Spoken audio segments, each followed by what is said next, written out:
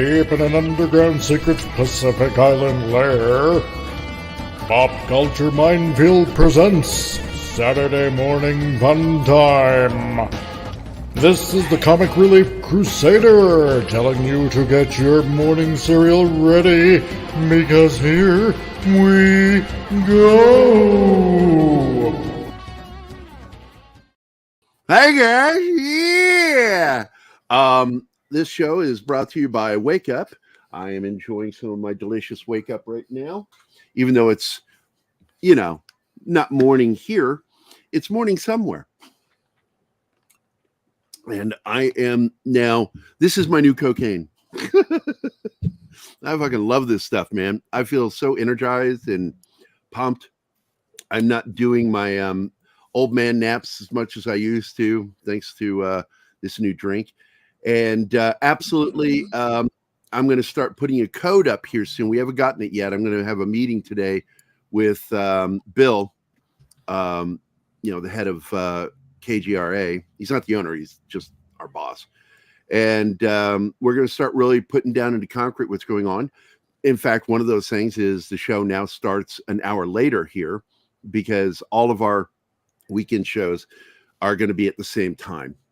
So, yay. It'll be fun. It'll be fun. I enjoy doing the show. I don't care. It's afternoon. It's always Saturday morning to me. And I love Saturday mornings. And this show is going to be dedicated now. We're not going to do much discussion of news on here. We're going to talk more about shows that we love or movies that we love.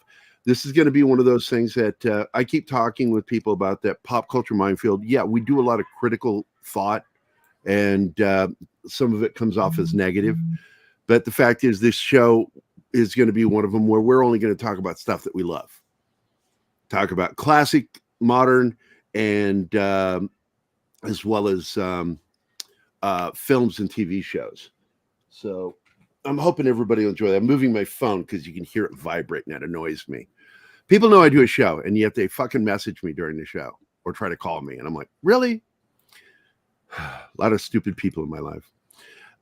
And yes, one of those is not this. This stuff's amazing. It's gold. I love this shit, man. I've been feeling better. My joints don't hurt so bad. It's also got vitamin C and zinc in it. So it's already doubling up that, helping me keep from getting sick during this shitty cold season. I'm wearing my big, thick walrus jacket today because it's cold as fuck in the studio today. It's like freezing in here. But I want to say good morning to everybody. Of course, my crew here, John, who, or as I'm going to start calling him, Silent John. Not that silent. Hey, that was me. And then there's Martin, who just took a poop. Thanks for sharing that, boss. Sure, buddy. And then, of course, my good friend, Shinatsky, who's always keeping an eye on me. We're friends now. It's just an expression. Don't be a dick. It's not an expression. I love mean it when I say friends, you fucking asshole. Man, you must be evil, John. John stirring up shit, motherfucker. Anyway, Martin Acosta Santana has been in the chat all morning. It's good to see you, Martin. Fuck you, Martin, for talking in the chat. Comic Relief Crusader is here. My good buddy Mike. How you doing this morning? Penny is here. Good morning. Let's see who else. Anima, love of my life. I was actually watching Shin Godzilla for a second time with her for her first time, and we got about a third of the way through, and we're going to finish it later. I think she's enjoying it. I liked the film. I really did. We're going to get into that in a minute. Bill Barkley is here from Scotland. He's from the lowlands. If Scotland were an apartment building, he'd be in the basement. Dragon Ruse is here. Good morning. Monkey Jibas, thank you. Come again, is here. Bush McFadden is here. Good morning, man. Hope everybody's having a good Saturday. Parrothead is here. Let's see, who else? Anybody else? That's it right now. So we got 12 of you people, and hope you guys enjoy the morning. Maybe we'll get more. It's okay. Like I said, I'm never worried about people watching or listening to the show, because they will. eventually get around to watching and listening. And then also once we go on radio, we're going to have a lot more people listening. And for some reason, they think we put out a good show. I don't know why. I'm kind of a dick. So good morning. Happy Saturday. And let's get on with the show. So Shin Godzilla, very enjoyable. I was told it's now on Netflix because I noticed that a bunch of reviews were popping up over the last few days. I pay attention to my news feed, and I'm like, oh. And then I think you told me, John, didn't you, that it's on Netflix? No, I didn't tell you on Netflix. I got mine from Japan. So yeah, see, I did too. I have the dubbed, not dubbed. I have the sub version. yeah. But if it's on Netflix, that means we're going to get a dubbed version, and I want to get a copy of that one too. Often, I know the actors are terrible, and the dialogue is really stiff as hell. But it's a lot more fun to be able to watch what's going on rather than reading at the same time as trying to watch the film. So Bill Barkley from the basement. I made braised pork last night. Made tortillas. Oh man. I got to tell you, I like barbecued pork on tortillas because you get a lot less carbs with it, and I like making wraps, barbecue wraps with them. They're really good. Why don't you join us, Mike? Join us because Shinatsky hasn't watched the film, and Martin didn't have enough time to watch the film, but at least John watched the film here. John watched it, so we're going to speak with some knowledge. Keith's not here, so I don't think he's going to make it today. He didn't make it to Ivy's birthday party and didn't make it to the show. It's a sad day where we don't get to see Keith. I'm not a big fan of like the Super Sentai stuff, but I do watch all the tokusatsu type series that I can get my hands on. I've watched Ultraman since Ultra Q, which is the first black and white series. I mean, I wasn't around for it. I've gotten it since then, but I've got Super Hentai was really kind of like it's the precursor to Ultraman, and it's basically humans dealing with kaiju. Yeah. And it's the precursor to the organization that's fighting the kaiju. And it's a losing battle, which is why Ultraman's so important because and these things aren't coming out of the earth, as I recall. They're coming from space, right? Yeah. And I love that about the series. And in the film, they do I would say it is a great homage to the series. But I think they fixed some of the problems that when we're kids, we don't notice it. Like the whole, because Starman was first. It was the first Japanese series, but it was movies. A series of movies where Starman was Superman. It was their version of Superman. And he would fight these aliens that were trying to invade Earth. And then in the 60s, because that was the late 50s, early 62, I think, is when the final film was made. Then Toho wanted to get into the game, and they created that the super, what was it called? Super Sentai. Super Sentai. And it was a precursor.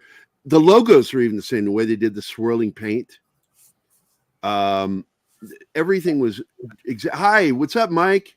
Yo, what's up? It's the I'm so glad you took a break between hiding bodies down there in your basement. Well, this place actually used to be the Undertaker's place when this town first opened. So I swear to God, one day we're going to find out you're a fucking serial killer and hiding bodies down maybe. If he is, I'm you really want him to know you're onto him. And then I'll get questioned because I made jokes about it. How did you know? I was fucking joking. It was a joke. Well, that right there just proves Dragon Roost doesn't know what Godzilla actually is about. Dear God, blasphemy. I enjoyed the 98 film, but it is not Godzilla. It's an American kaiju film. It's an iguana. You know why? Iguanodon. Because he's freaking looking for a heat lamp. That's what he's looking for. I'm going to have some babies. It was Dean Devlin and Emmerich's answer to Jurassic Park. They went. Yeah. We were talking about it before the show because Emmerich is absolutely a visual effects porn guy. He likes to make visual effects films that are for people who have that fetish of loving visual effects. Dean Devlin is an actually good writer. I like his writing, which is why I think they kind of broke up. I mean, they still work together, but not like they used to. And Dean kind of went off on his own. And but the 1998 film, it had some fun stuff in it. I enjoyed it, but it's not Godzilla by any means. It's gigantic lizard destroying New York, basically. Yeah, it's an iguanodon, you know. The T-Rex scene, you know, the baby Godzillas was one of my favorite moments in the film. Jean Reno and Matthew Broderick were fun to watch in that film. Oh, and what's his name? Especially the French coffee bit.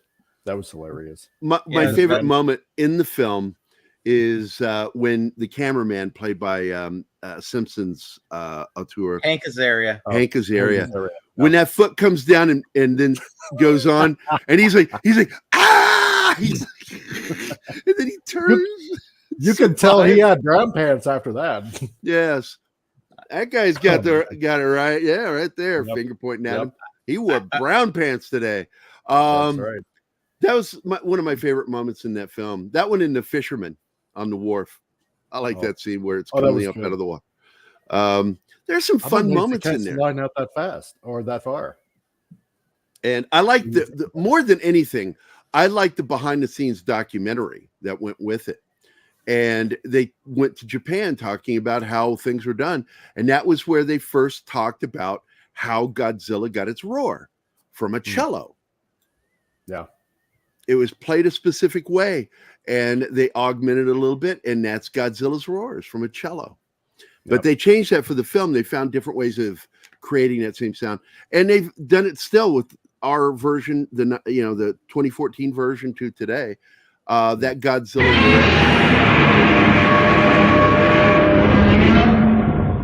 It's multiple sounds combined together to create that same kind of sound, and it's still, when you hear it, you automatically recognize that it's Godzilla. He has a very distinct roar. But going back to Ultraman, you know, this Shin Ultraman, because I did not like Shin Godzilla. I had so many fucking problems with it. I like the concept of it. And that's one of those things where somebody, like if I was an editor at a comic company and somebody approached me with that script, I go, you got something there, but why don't you do a little rewrite of that and make it more entertaining? I felt the ending was a big letdown. It just wasn't Godzilla. It just wasn't Godzilla to me. And I felt like if you're going to do it, they should have done it more like the original Godzilla from, what is it, 1950, 51, something like that? 54. Yeah. And it didn't come out here until 57 with reshoots by America, whatever that studio was called, and they added Raymond Burr to it. And little did I know that he's a big Godzilla fan. That's American why American Pictures, and he wanted to be in the reboot film that they did in the 80s. Yeah, and that was awesome. I thought that was cool that he reprised the role. America, that's right, Bill. Well, America. I'm covering the Showa era Godzilla movies on my channel right now. I'm doing the second set on Tuesday. Yeah, and maybe you can help people understand, why are they calling it Shin? New. Actually, yeah, it's all it is new. New Godzilla, new Ultraman, new Kamen Rider, which is the one that comes out later this year. I'm looking forward to seeing that because I was a big fan of Kamen Rider too. See, I was never a big fan of those, but I'll give this one a shot just because they earned it with me. I like the newer versions where the effects were a little better. But I liked it. I love the concept of it. I love the Japanese live action stuff. I really did. It was a precursor to what would become Power Rangers, and even the Japanese Spider-Man. Oh, Japanese Spider-Man's awesome. Yeah, it is. You have to watch that, man. The thing is, what was it?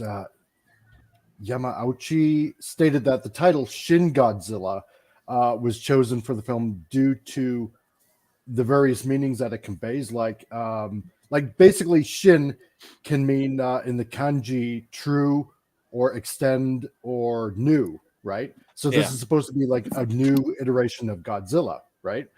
And yeah, I mean, the reason why the ending was kind of a letdown because they were supposed to do a part 2. Now, apparently, there is talks of a part 2 Shin Godzilla 2 coming out. Yeah, because I think Ultraman is doing better financially, getting a better audience. Yeah, I think that a lot of traditional Godzilla fans rejected Shin Godzilla on its premise, and I got to be what's his name, the director who started in anime.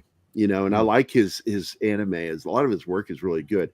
But I am getting really kind of tired of the whole anti-establishment, anti-America sentiment that he puts in everything. It's like, a bulk of your fucking audience is in the United States. So why are you doing that? It's just fucking annoying. It's like, and they do it in Ultraman too. They immediately throw the dig in right in the first act. The Americans, they don't want to get involved until it involves an alien. They want everything. And it's like, they got to take control. And it's like, I, of course, nudge and go, hey, remember, there's a reason you're not allowed to have a standing military. There's a reason. Yep. Oh, my. Oh, my. I don't like the design of the Jet Jaguar in the... I got to tell you, I had mixed feelings on that in the Godzilla anime series. Yeah. I had mixed feelings about that. And I kind of agree with you. I didn't like what they did with Jet Jaguar. However, I still like the series. It's still good. It's still good. It's a little...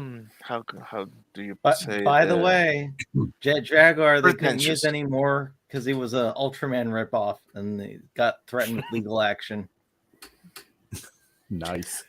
Yeah, he was. I did watch the animated one that was on Netflix like last year. Which it wasn't too bad. The computer animated series one. or the trilogy. Because they did a trilogy of animated movies that sucks to no end. I like them. I thought it was an interesting take with Godzilla being a post-apocalyptic, with it being villain. Post. Well, that's what he was at first. He was a monster on a rampage, and it's like, you fuckers woke me up. And of course, I always thought it was funny because it's in one of my scripts. I wrote a scene where they're labs on the moon, and each one is its own country, is working on shit on the moon because lower gravity, interesting effects on experiments, and a creature is created that starts destroying everything on the moon. And they find out that it was from the Japanese lab, and one of the pilots goes, they blamed us for 50 fucking years for Godzilla. And then they create the real thing. It's one of those jokes I like to make.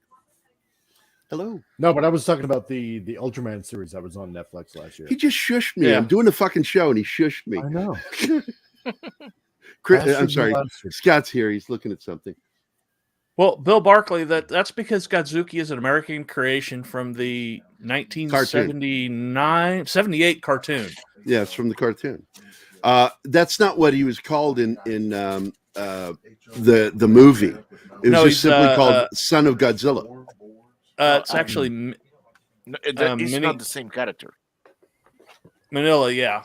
The actual child of Godzilla is named Manila. Yeah, and I think it's male, while Godzuki is female. That is why Godzuki has wings. Okay. Which makes no sense. But yeah. Okay, I'm sorry I had to mute because Scott was talking. So anyway, so Godzilla's child was Manila, and I there are two versions of the film with his kid. They did one version that is where they're working on the island. There's a lab there, and then they took all that footage and reuse it in another film that involves a kid. We have Bridge. And I really enjoyed both of them. I didn't care. that was reused footage. Oh, yeah. I enjoyed both of them. And in fact, I saw the one with the kid before I saw the original version. But that's that's American. What was that studio again? American Pictures. Because Roger Corman was involved with those guys. American Pictures, they scooping up the Japanese stuff and re-editing and shooting new stuff. Yes, Manila was in the Toho one, and so Alex Morris, Godzilla.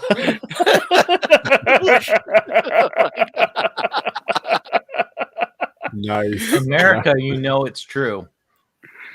I'm assuming that is, of course, a joke about Millie Vanilla. America. Yeah. Hey, Alex Morris here. Tim is here. What's up, Tim? Six. Brett Cowan. Brett Cowan is Australian for Godzilla, or Ultraman. It depends on how you say it. That's the thing about Japanese, if you know anything about the language.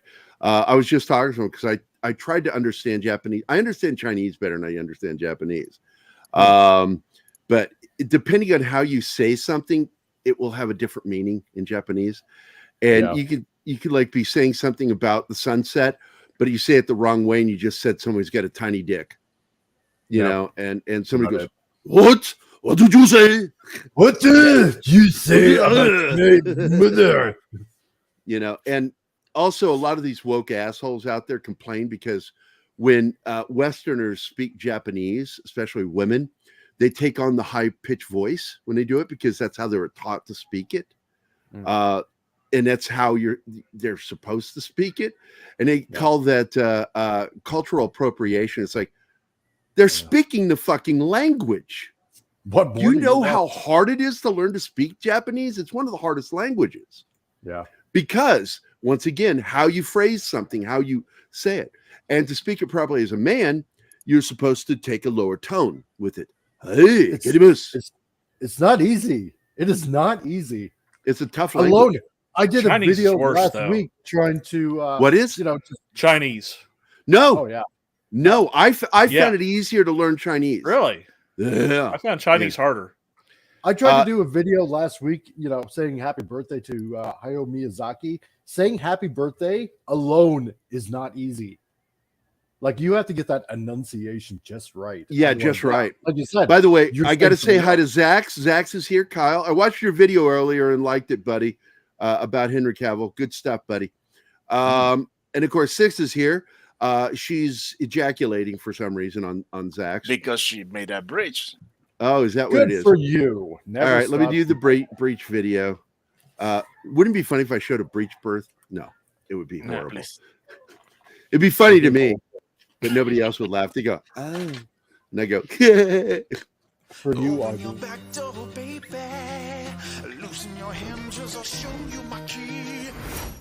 Boom, baby. Stays. What? Getting it on with Stays. Wizards of the Coast apparently says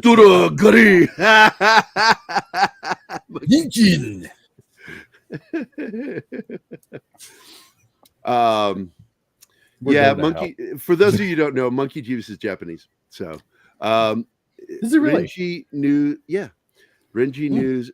Okay, what the fuck? Godzilla. Okay, I'm not even gonna fucking try to read whatever the fuck you're saying. Umatsu Dakatsukai Hirinshite Moshi Aga Matsu Kudasai. Godzilla ga Ginza Homan I Mukate Imasu Dashku Hinan Shite Kudashie Dayushu reading this. It was at this moment that Gary realized he was surrounded by fucking idiots. I need to stop you guys before we get brain aneurysm taking listening. place. Yeah, listening to you guys do this is just fucking hilarious to me. Oh man, oh man. He sounds so white right now. Yeah, I know. Yes, Anima is in the house. 6. And don't forget, we have to have a meeting 6 to talk, because I want to get you on the show next week, because we're going to talk about the rig. The entire episode, we're going to do the entire season. And I'm curious how far you've gotten into it, but thank you for the $5 super chat. You're awesome. And for you, I'm going to play one of my new videos from the movie Leviathan, which I, of course, introduced Anima to yesterday. Here it is. Cool. Answer the goddamn question. When are you coming? Hopefully within the next 48 hours. 48 hours? I realize you must have gone through hell. Gone? Bitch, we still here.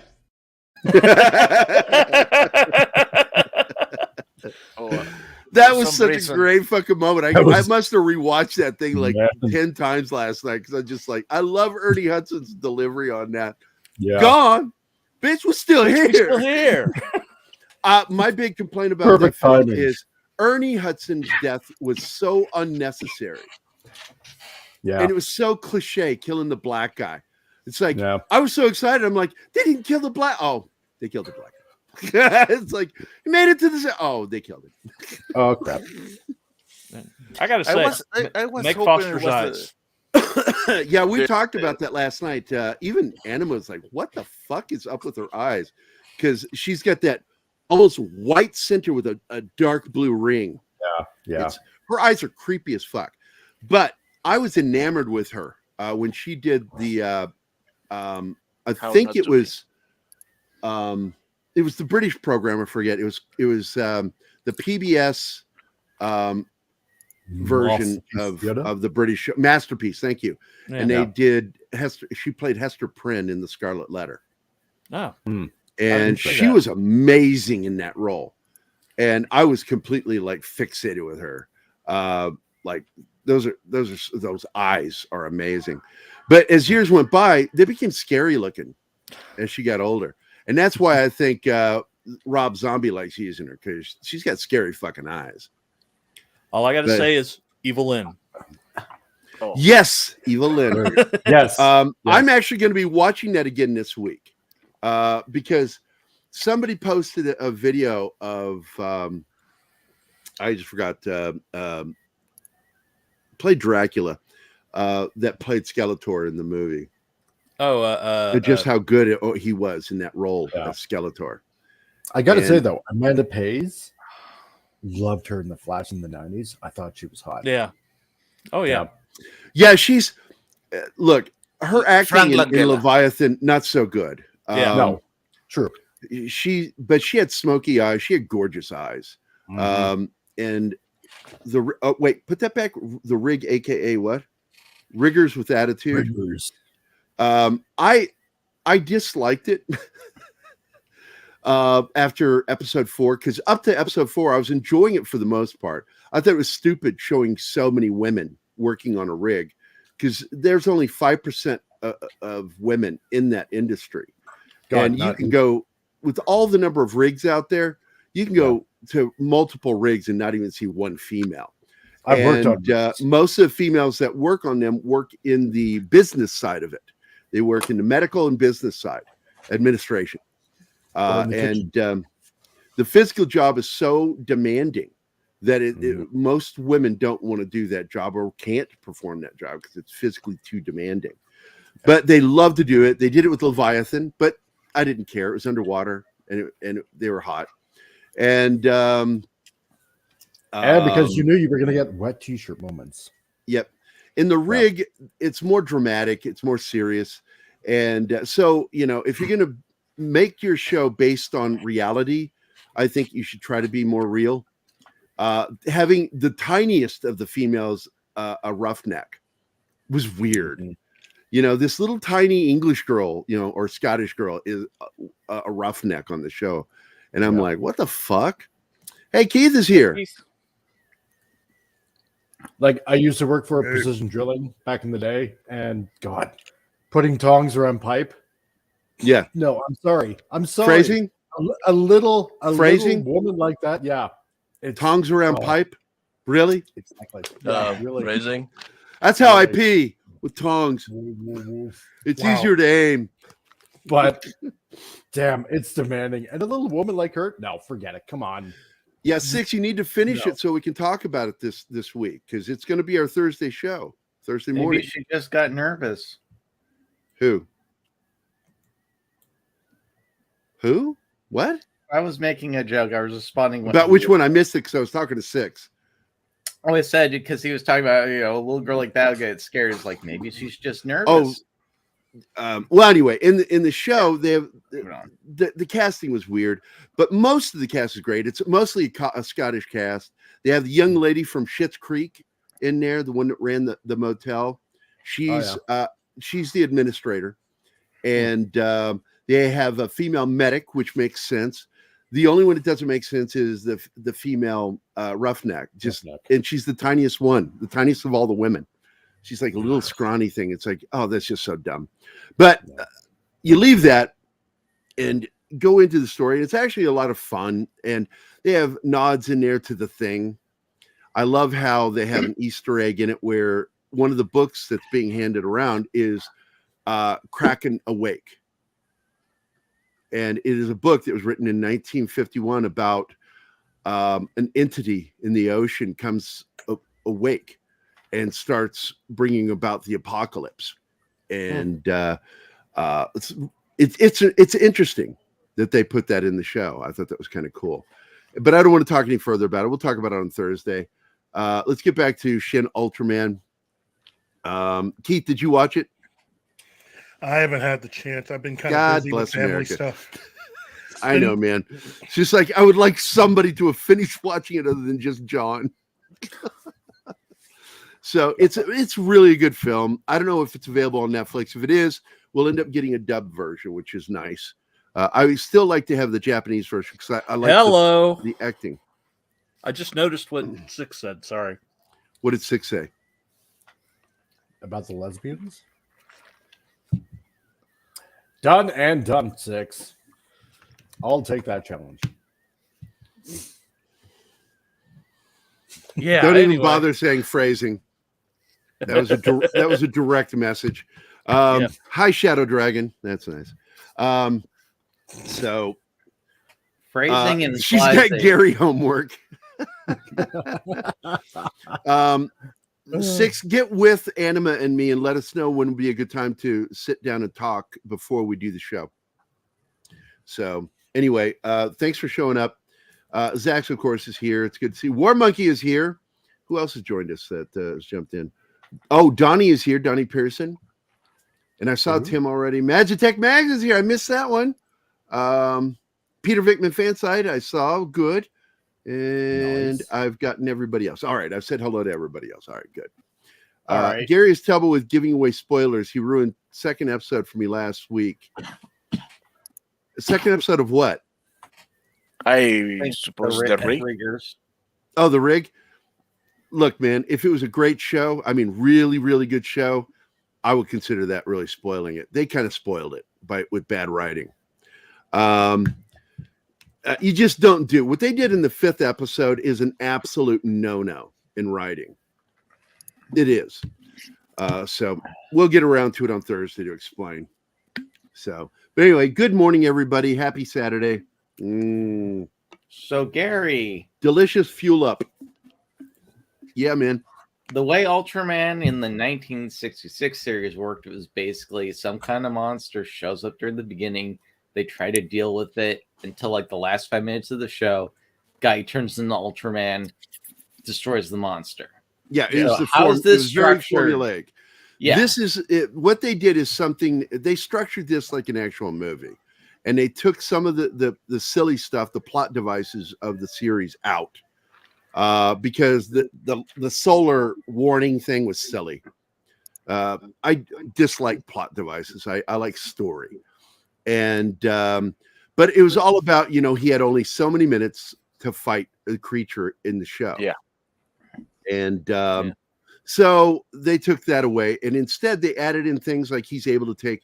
There's a great moment in the film that I really like when he's fighting the subterranean creature. And on the show, by the way, they're all aliens. That was a big thing. These weren't earthborn monsters. Of course. You're from outer space, and he was from outer space, and the whole point of him was he was part of a major police force that works in the galaxy fighting these things, and he accidentally kills a human by mistake during his fight with a creature in the pilot. And he kills the pilot in the pilot, And out of guilt, he brings the guy's life back, but by doing so, he's bonded with the human now. Yeah. And in the film, they flipped that a little bit. You can actually see the episodes if you got Roku on the Roku channel of the original series. Yeah. Awesome. I have it through Amazon. You can also get it through Crunchyroll. Crunchyroll has the original Japanese, but I also own them. They're on my hard drive. I will always have them. Nice. Yeah, I have most every Ultraman series, most every Ultraman movie. I actually have them in the original Japanese and in the dubbed English. Oh, that's all I have is the original Japanese. And they are not, because I matched them up a couple times to see what would happen. I put them in my video editing program, and they're slightly off. They were edited differently for America. That's a fact. The Japanese episodes were edited differently with the English dub. Hey, Real Wide Nation, how you doing, buddy? So once again, if anybody's watching a show that hasn't subbed to Real Wade Nation on YouTube, someone please share the link to his channel. Message us, Real Wade Nation. Message Martin, and he'll share it for you. But, if I can send you a message on Twitter, I closed it because I'm tired of the video. I get audio and video drag when I open up Twitter, and so I'm trying to. Is he wanting to join us? Is he incapable of joining us? Do you know? I don't know. He just said he sent you a message on the post that in the group chat. In what group chat? In Saturday morning?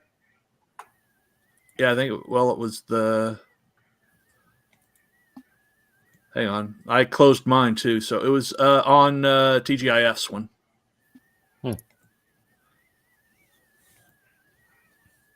All right, I'm going to apologize right now if there's any interruption in my audio. I'm going to open up Twitter, find out what the fuck's going on.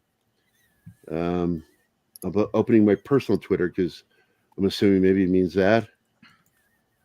Maybe. I'm not seeing anything on my personal Twitter. Parrothead sent me something. Oh, great, porn. No, I'm just kidding. Woohoo! Oh, he sent me the English version of what he wrote. Attention, emergency news. Attention, emergency news. Godzilla is going toward the Ginza area. Immediately escape. Catch up. Find shelter, please. Find shelter, please. Repeat. Gotcha. Okay, thanks, Parrothead, for doing that. Man, that's cool. All right. Viking, I don't see anything. Viking? Who sent that? Who the fuck sent that one? It's Real Wade who's sending the DM. Okay, where are they sending it to? Because this is frustrating. I'm not seeing any messages. Just fuck, man. I'm not yelling at you. I'm yelling at you. I don't know where the fuck you're sending these messages. No fucking clue. I've got a show going. Meanwhile, I'm supposed to be doing a show, and I'm looking for a fucking message. Meanwhile. Speaking of Sentai and Tubi, I wrapped up the Hurricaneager. Binge. I don't know what that is. That's you got me on that one. And I'm assuming, Donnie, you're talking about the prequel series or series before Ultraman. Oh, that's Ultra Q. Ultra Q, that was it. I watched in Venezuela. We had Ultraman, Ultra 7, and I don't know if this name translates to the original series. It was called Spectroman. We only had those three about the. I don't recognize that name at all. Because they changed some names into Latin America. Okay, yeah. Gotcha. And of course, we all saw that dubbed. Even the theme song of Ultraman was dubbed. I don't know. Really? Spectroman was a actual Tokatsu. I can never say that right. Tokatsu Satsu series from 70s, 71 to 72. It's one I haven't seen. I'm gonna have to add that to my list. But let's face it, guys, nothing beats Japanese Spider-Man. Oh no. Japanese Spider-Man's awesome. And his The giant emissary mecha. from hell. Send me the link. Love that Link to show. what, I Wade? just do. Oh man. I love when she goes to pull the mask off and there's another one, and then she pulls it again. It just keeps There's repeating. another mask. I love it. Love it. You'll never know who I am. Wow. Sorry, I got distracted looking at Spectre Man. I'm like, oh yeah, this looks cool. So Gary, going back to it, what's the overall plot of this Ultraman movie? What happens? Don't what? Don't explain the whole. I don't want to because not everybody's seen it yet. But okay, but the basic premise for what the basic premise is it's a huge nod to the original series. It's very similar in so many ways. The only thing I had a really weird reaction to is in the middle of the film, the female Lois Lane character, because basically they're not pilots anymore. They don't run around in their flight suits and the helmets on. Now they work in an intelligence gathering group, and they work directly with the Japanese military, and the military does their thing. Their job is to investigate and find out what is what, and then help instruct the military the best way to fight these creatures. And so they're nerds, and they open up. There's a great scene at the beginning when you meet them, and they're showing shots of the room. There's Starship Enterprise, and there's ships from the original Ultraman series and other shows. A lot of cool fucking miniatures in this scene. He has the Thunderbird 2 with all the compliments. Yep, the Thunderbird 2 is in there. Fit inside the Thunderbird 2. Really cool miniatures floating around this office. And they sit at a table facing each other. And the Lois Lane is a new member of the team. What I want is on the desk, the one guy's desk, is a stuffed version of the emblem. Wow. It's a stuffed animal version, and I want that. I want it so badly on my fucking desk right here next to all the Fets and all the Mandalorians. When they were doing the desk tour of the geek one, I was pausing constantly, and you can notice that he has on his desk every box of everything he has on the desk. Yeah, and then she committed a little mistake. She says he brings his personal life to work. No, he lives there. He has a sleeping bag home. Exactly. He has a sleeping bag in his desk. Yeah, it's a play on Batman. That Batman is who Bruce Wayne really is, and Bruce Wayne is the mask that he wears to hide it. It's the same thing with this character, that he just lives there at that fucking office. That's his life. Going out into the world is not him. He exists in that fucking office. And so many of us that have slept in our offices working on shit know that feeling. As a graphic designer, I got to tell you, when we had a deadline for launching a website, when I was working for iFleet and TruckNet, it's like, oh my God, I lived in my fucking office. And my office was decorated with cool shit, man. Blade Runner, Star Wars, Star Trek. So yeah, I get those characters. Those characters in the movie are a nod to all us nerds. You don't see that hardly anymore. You know, it just seems like these last 10 years, when Hollywood is even portraying nerds now, they try to streamline it a little. Well, it's the Big Bang Theory version of nerds. And there's only there's only one type of nerd, and it's like, no, nerds are pretty uniformly different from each other. That's right. You have the geeks. Really, technically, we're geeks, and but I don't like the word geek because it attaches itself directly to chicken head eating motherfuckers. I like nerd because it directed at a candy. It's nerds with candy. Because you're so sweet, Gary. What are we talking about? Yeah. I thought we were talking about Ultraman. Now we're just candy. No, we're talking about nerds. And this movie does a good job of representing nerds. So it's still the science division? Yeah. They're still the same division, But instead of running Nice. around in their little flight suits and helmets and fighting these things, they're Yeah. the intelligence gathering version. And their job is to figure out what this creature is, Right. figure out how to fight it and how to destroy it. And the problem is Ultraman is part of that police force out there. But what I like about this version of the alien police force is they're very dispassionate. Mhm. They're not like they were in the series where they cared about humanity.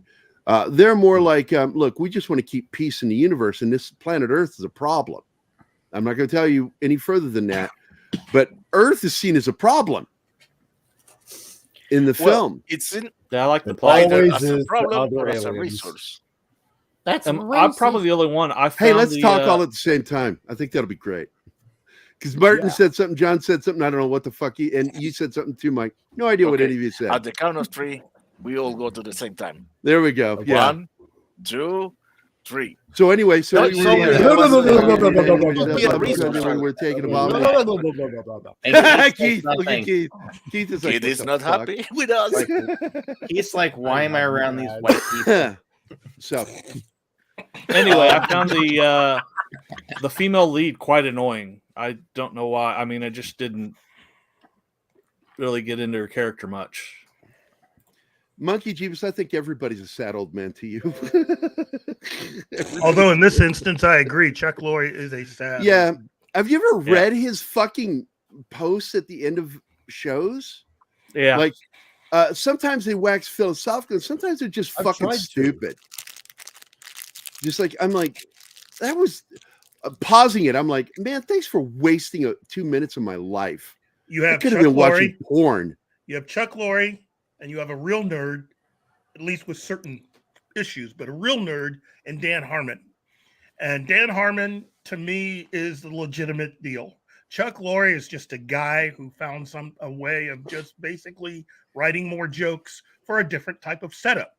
You know, it's all the same, technically the same formula for all the shows that he has. It's different people that have different problems, and each show is like a skin or it's like a storyline just to get you into it so he can basically toss you some jokes. And whether it's 3.5 Men or Mom, which I do enjoy, or even Big Bang Theory, I all like part of the same Sheldon, thing. young Sheldon, because he doesn't run that show. And so it's better written. And I think the representation of a nerd kid in that is much better. I think Sheldon's a better character on that show. I'll leave that then to people that want to watch that, because I have no intention. Well, it's a of different watching- kind of show. It's done differently. It's more of a family show. And I'm sure it is. You know, I have never really laughed at any episode of The Big Bang Theory I've ever seen, and I've seen maybe a handful. I never thought they were funny. I've watched. I think about the same as you. I probably watched about 12, maybe 14 episodes, and I got the general idea of it, and I didn't like it, and so I just stopped watching it. I mean, it's great for the people that I love did it. watch a James Earl Jones episode. Yeah, if you are a Big Bang Theory fan, have at it. But I think of the Big Bang Theory fans the same way I think It's about not people pro that are, geek. It's not pro nerd at all. yeah, it's just a it's useful insulting. device. We're I think it's just we are the trying butt to of the be- joke of the show. The main character is the girl, the normal girl. Yeah. Chuck Lorre was basically just grifting on geeks. Yeah, he uses everything. It doesn't matter what it is. He could have made a show about dentists. He could have made a show about cops. It's the same thing. If you take Well, look, he did a good job with that the United States of Al. I liked that show. Yes. But he wasn't the writer. He was just the executive producer on it.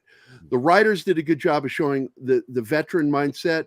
And I do believe they had an audience, and I think CBS betrayed that show and canceled it. I Because mean, it was really good. They got 2 good seasons out of it. again, these are the same people that decided to give Alex Kurtzman a raise. Yeah, those dumb cocksuckers. Yeah. Hey, Martine has to go. I want to remind everybody. I still have 10 minutes. No. You look, you need to get going, dude. I don't want you to be late. Yeah. Yeah, we don't So want to let's everybody say goodbye to Martine. Martine has a doctor's appointment. Bye, Martine. Apparently in Goodbye. Mexico, Good to doctors see you work again. on Saturdays. What? Right? Don't have Good that luck with that here. sex change. You know, this Yeah, the only sex change he's going to do is to get more testosterone so he beat his kids playing in bowling. Shame on you. And Martin knows I love him, and I just really shit all over him again. Gary, there's shitting, and then there's what you do. There's what I do. It's so much worse. It's more like scat when Gary does it. He has his own level of shitting. Hey, Willie the Monkey King's music channel is of Doom. What's up, guy? How you doing? How you doing? Hey. But Martin, get out of here, buddy. Get to your doctor's appointment. Yeah. I hope you get out of there quickly because I'd like to talk to you later today about what's going on. The big move. And I think this is a nice move. I'm fired. I knew it. You will never be fired, dude. No, you will push me to quit. I need you. I need you so badly to help me with these shows because I Martin, get so lost. You are so needed. I'll probably be gone before you will. Yeah, I have my hands full with one show. Of course, then there's the host of that. The only one that's at risk is Danny. I gotta lay down. I gotta lay down the law with him and get about coming on the show high because I'm like, dude. I'm gonna say this to you, John. Yes, you have quite the host, but man, that show is so funny that it compensates. What's this? Real. Bobby Moynihan People... becomes. What? I don't know. I don't what is he remember that talking? one. Does anybody know what he's talking about? No. I don't remember that. I was almost thinking Night Court when it's not John Larroquette, but it's like. Yeah, I know. That's what I was thinking, but that's all I know him from. Yeah, same here. And now they're coming out again. Well, that and Stripes. Oh, and the John Larroquette show. I never watched. Actually set in St. Louis. Yes. I never watched that show. And it was actually really funny. Oh man. Yeah, it wasn't too bad. Magitech Mags. Hey, I want to tell everybody. Magitech Mag sent me a picture of her pie. Oh my God! Why? What flavor was it? I don't know, but I definitely wanted to eat some of it. Cherry pie. Oh. Hey, well, Keith, I'm gonna. It looked. I think it was peach pie, is what it was, and it looked really good. She did the. She has this really cool. Way I think she used a knife to do the little chicken's feet cuts on the crust. Oh, okay. Yeah. But she did. She sent me a picture of her pie. I think you're breaking Keith again. Yeah, I broke Keith. I break Keith. I do that. It's my job. My job is to break Keith. Pete, I don't do a show. I do. The show is happenstance. The whole reason of doing this thing is to mess with Keith. I sent you 3.14, Gary. The only raise us person should get is a raised fist. Yep. It was apple. It was an apple pie. Yeah, you know the only thing you didn't do, you did not, and once again, phrasing, you did not glaze it.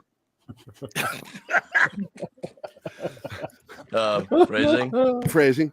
I actually love, and again, this is going to sound perverse. I like glazing my pies. Phrasing. I remember when I was in that year I was in Fate College at William and Mary. The sorority came by to sell donuts to the dormitory. I lived in James Blair Terrace, right off campus. Dorms, 2 dorm buildings right off campus, and these pretty young co-eds were coming up there, and all of us guys were out on the floor because our areas were split off by gender. We lived in the men's side, and these girls were walking down, and we're all out in the hallway, and there were like 4 of the guys hanging out with me, and I looked right into that poor girl's eyes, and I said, "So did you girls glaze them yourself?" How do we know that joke was coming? Because he's a perverted old man. I was 18, motherfucker, when I said that to a girl. And People back think then that you were a perverted young man. So. Yes, I was definitely a degenerate. Them yourself? Oh my God. I added a little extra water and a little extra powder to this one, so I've got at least 200 milligrams of caffeine already. So I'm wired. Wow. I can only say. Yeah, I know. It's true. Everything can sound wrong if it's phrasing. You know, When you say it like this. Yes, it's true, Willie. I'm absolutely, and what I love is that my relationship with Anima has brought out her degenerate side, so she really makes some really fucked up jokes sometimes herself. Mission accomplished. Anima. Oh boy. Oh, comes filled with cream. There you go. Only halfway, Gary. Only halfway. So we are at the halfway mark of the show, and for some reason Martin hasn't left yet, even though his appointment's at 2:00. No, 2.5. Go, Oh, Gary. Go, 2:30? No. 2:30. Oh, I thought you said 2. Oh, okay. No, you never listen to me. That's why. Who's this music? It's really good. What's that bass line? Door, baby. Play the music and go and go. Oh, look at you. Now, you were originally doing Stevie Wonder there, Keith. Oh yeah, and I caught myself going, "Oh, that's bad." No. I tell people there's a reason he does that. Yeah. Because if you close your eyes and do that, actually do what he's doing, which is he doesn't just do a little head movement. He does a lot like that, and it's to You get do that for 2 minutes. Yeah. And your head Yes. gets. Just then my head's already spinning. Ray Charles has a different movement. Ringo has a different movement for his head. Actually, what Ringo's doing is keeping time. That's how he was a human metronome. Mm-hmm. That's what he was doing with his head. His head was working as a metronome to make sure. Because if you go back and listen to his drumming, especially live, Yeah. his speed at the beginning doesn't change by the end of the song. Often when drummers are playing live, you will notice an increase in speed. It's very typical amongst drummers, especially live. Not Ringo. Ringo is one of the steadiest drummers I ever heard. And then Ray Charles did that thing. How did he do his? I forgot. Yeah, he did the whole thing. And his too was about counting. Stevie, on the other hand, was grooving. Mm-hmm. He was grooving to the music. And when you do what he was doing, close your eyes. I challenge you at home to try that. Do the Stevie Wonder head roll with your eyes closed for 1 minute and watch what happens. It's like sitting in a chair and spinning for a minute is what it does. And I was like, holy crap. That must feel wonderful to somebody who has no vision. Oh, you add alcohol on top. I mean, you add weed and alcohol. Yeah. And by the way, I have it. If you didn't see it, I want to show it again. This is for anybody else who made a breach comment and I haven't played it yet. This is just for you. Ernie Hudson, Leviathan. Answer the goddamn question. When are you coming? Hopefully within the next 48 hours. 48 hours? I realize you must have gone through hell. Gone? Bitch, we still here. I want that. Clip it. It's a clip. It's now a clip on PCM, man. That is one of my favorite moments in the motherfucking film, man. Well, guys, gone, bitch. We're still here. Well, I am not because I'm gone as of this moment. All right, Martin, you're still here. Good appointment. Hope everything's well. Thank you. And once Have a again, nice day, boys. get some testosterone, dude. Get some injections, pills, because I'm getting tired of these stories of you losing to your daughters at bowling. I will be contacting Scott Also, about the take some info motherfucking about lessons, bitch. Guido. Take some lessons. Learn how to fucking I will be bowl. contacting the proper authorities about this. Bye. See you later, buddy. All right, he's gone. Let's talk shit about him. No. Martin's got the biggest balls of them all. I'll tell you what, man. You can't have that many females around you and not have a lot of testosterone because dealing with all that craziness. Oh, the Brown quoting just went down. Damn it. The what? The Brown quoting? Yes. Oh, I spoke out of turn. So, all right, here's another one for you from the movie. To trick them into taking it. That way, see, they didn't know what they were drinking. I mean, with us, they would have put it in the coffee. What are you talking about? Oh, come on, man. That's for for the morning coffee show. Come on, man. So, Leviathan is nothing more than a remake of Alien, Aliens, and The Thing. Yep.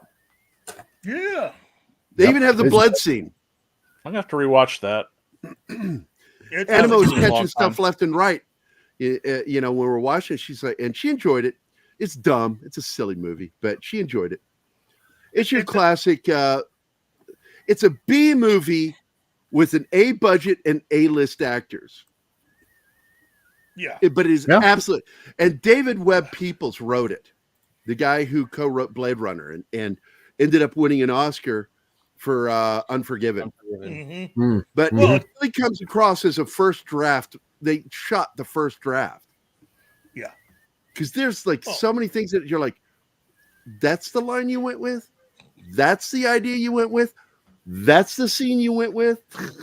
Yeah, you could have done so much better. Plus, it's got Meg Foster and her amazing eyes in the movie. Amazingly horrifying eyes. Yeah, but there's just something. It's like there's something always. Whenever I see her in any part, I'm just looking at her eyes, going, "I am horrified and strangely aroused." Evil eyes. Let me see if I can find a picture of her now. Save image as, and I'm going to put up on screen. Here we go. Here we go. Let me add it to our images. Come on. God damn, we got a lot of videos. Big guys. Way too many. We have way too many fucking videos, dude. And I don't want to get rid of a single one. Oh, it's not going to let me add that. Fuck off. Let me just go ahead and just do this. Open image in a new tab. I hate it when it does that shit where it's like saves as a web image. Fuck you. That's Google fucking with your shit. It's Google doing it. If you didn't know that, it's Google. It's actually a JPEG, but Google is trying to protect people's images. Fuck off. Yeah, but you just open it in Paint and save it as JPEG. You're done. Yeah, I know. That's all you got to do. They're not saving anybody. There she is today. Ooh, ouch. Yeah, but her eyes just they stare into your soul. Hold on. Copy image location. There we go. And here, this is what she looked like way back in the day. Wow. But those are some scary fucking eyes. Yeah, they just peer right into your soul. And Meg Foster was originally one of the main characters in Cagney and Lacey. That's what this thumbnail's for. I watched that video before, and she got fired because, yo man, she's scary. She wasn't working. She was too deadpan in her delivery. Because she's more of a subdued actor, not one of those. They needed someone that was soap opera level, and that's what we ended up getting with what we got with the series eventually. Right. So, but the TV series Ultraman had some really wonderful stuff about it. Once again, you know, first the Japanese adapted Superman into a character called Starman, and Starman was a series of movies that were made in the 1950s to about 1960-62. And they were all in black and white. And they used the same flying footage of him, and he would fight these aliens that were trying to invade Earth. And then that film series ended in 60-62, right in that area.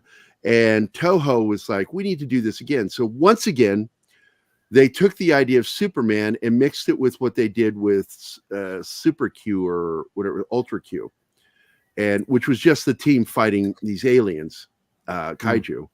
And they ended up creating another character who is part of a galactic space force, police force, who's fighting these aliens too. And they find themselves coming to Earth, fighting one of these aliens, following it and trying to stop it. And in the process, a human pilot is accidentally killed in the fight, and out of guilt and remorse, Ultraman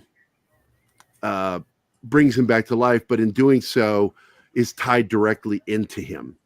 He's part of him now, and so therefore he stays. And whenever the human needs his help, all he has to do is hold up this salt and pepper shaker thing, or a microphone from a old cassette recorder. Yeah. Hold it up to the sky and push the button, and he becomes Ultraman.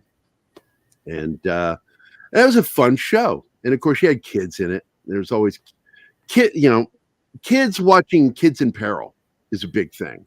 When you're a kid watching another kid, you're able to directly feel, for some reason.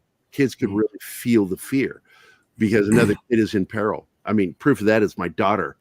That girl would watch The Grudge, Aliens, all these movies. So I'm like, I'm not going to PG it up for her anymore. I take her to see War of the Worlds, and Dakota Fanning's in peril, and my daughter loses her fucking mind in the middle of a movie theater. Starts freaking out and climbing on my lap and wanting to turn away from the movie screen. I'd never seen her do that before. And I apologized. I said, I'm so sorry, baby. I had no idea this would do that to you. She loves the film, but it terrified her that Dakota Fanning, because she identified with Dakota Fanning in the film War of the Worlds with Tom Cruise. Yeah. So, Kids in Peril, and there's a lot of episodes like that. And one of my favorite episodes of the original series was when a bunch of school kids, and there's this one kid that when he makes a monster, it becomes real.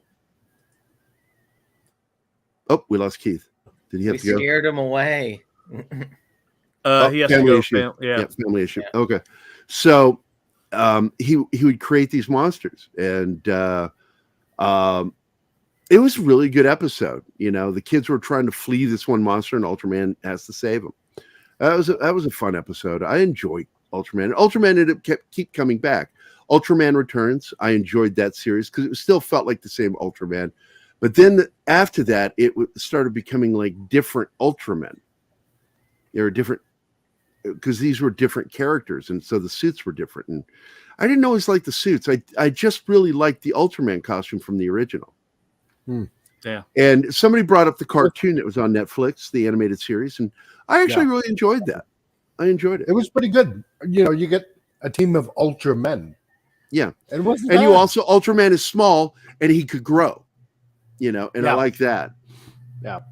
His size was like, which almost reminds me of the Hulk, because remember the Hulk, his ability to grow and get bigger and stronger was based on whoever he was fighting.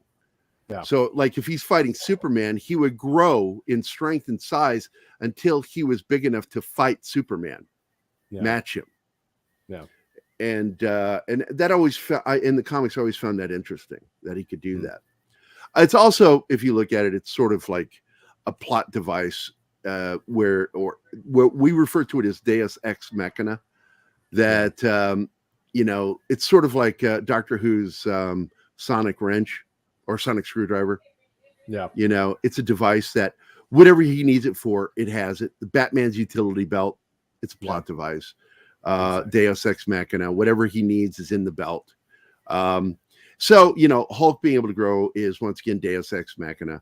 So with Ultraman, again, you always had that timer. He had a timer. He could only fight for so long. Again, a stupid plot device. And in the movie, they, of course, removed that completely. And the other thing I like is when he absorbs radiation from a monster to protect the humans, it changes the color of the red on his skin. Oh, really? Oh, yeah. It goes from red. Also, when he's about to use his weapon, the charging up of his body, the red area glows. I like that. That was fucking cool. But the changing of the color of his skin marks, because I don't know if that's a costume. That might be his actual skin. I don't know. That's not explained to us in the show. Yeah, because you don't really see what's inside. There's nothing underneath. Before he bonds. Two other things I really like. Two at the beginning. And I don't want to tell you what the mystery is because it's in my opinion, it's a dumb mystery. I don't think it was a necessary mystery. I hate that when you throw a mystery in there and there's really no reason for it. That's in there. The mystery of what he's turning and looking at in the opening fight when he first fights that that subterranean creature. Right. Yeah. He does this slight turn and looks back to the destroyed forest behind him. We know why. When we're watching, we know what just happened. Yeah. and he turns and looks, and then he zooms off because he obliterated that creature. He didn't have to clean it up. It was he atomized that fucking thing. Yeah. But later he kills one of those creatures, and the body is left intact, and he removes it because it's a threat. It's a physical threat to humans because it's radioactive. Mm-hmm. So he cleans up his messes, and then they comment on it. I like that they, oh, look, he's cleaning up his mess. You know, that's so, he's protecting us. He clearly loves us and cares about us. And one of the plot devices in there is they introduce that alien species, the one that can replicate and copy and mimic. And it was in the series too. And they scared the shit out of me when I was a kid watching them. I was like, oh my God, get away from them, you know. And they're in there, and I like that what they're trying to do. And it's psychological warfare. It's all psychological warfare. And it leads to, once again, America, bad guys. We're bad guys. You know, all of us that are from here, we're bad guys for some reason. And whatever, what's his name again? Shinatsky, I forgot his name, the guy that directed this. I don't know what is his beef. Hideki Anno. Yeah, his fucking beef with America is just fucking stupid. Especially when a lot of his audience is here. I would say close to about 60 to 70% of his fucking audience is American. And he just directly, it's not even shitting on us. He's just directly insulting us. And I'm like, really? You know, make your money off of us, but you want to piss and moan about us. You know, because Americans not interested in this, our problems until it involves an alien. What's that supposed to mean? What does that even fucking mean? You know, I could look at that as a positive. We see something extraterrestrial is really dangerous, not just for Japan, but for the rest of the world. So, yeah, the U.S. might want to be involved in it, but he insinuates like there's something about that. And I'm like, that's fucking dumb. Probably because it's like an Area 51 and where they hide all the bodies. And I don't mind that he takes shot at bureaucracy. I don't mind that. Bureaucracy is a non-functional government. So, poke fun at that, but stop fucking taking direct digs at people that give you money. You know?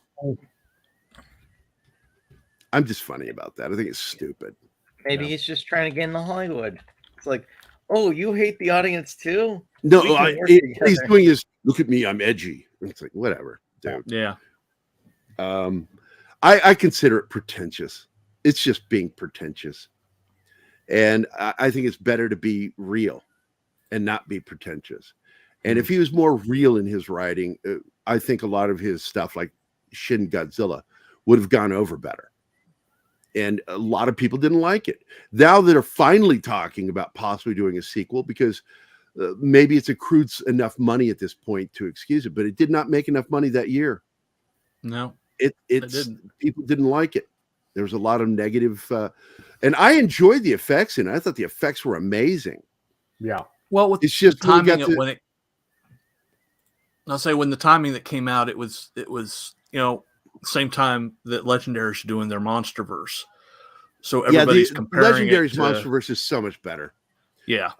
We're doing it again more like the traditional Japanese did.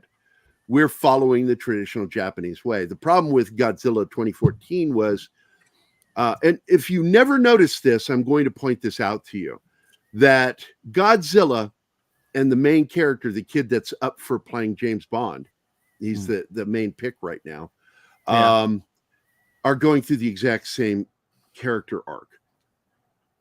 Oh. They're both. That's why when they look at each other, there's this look of understanding between both of them. And I'm like, you really didn't catch that.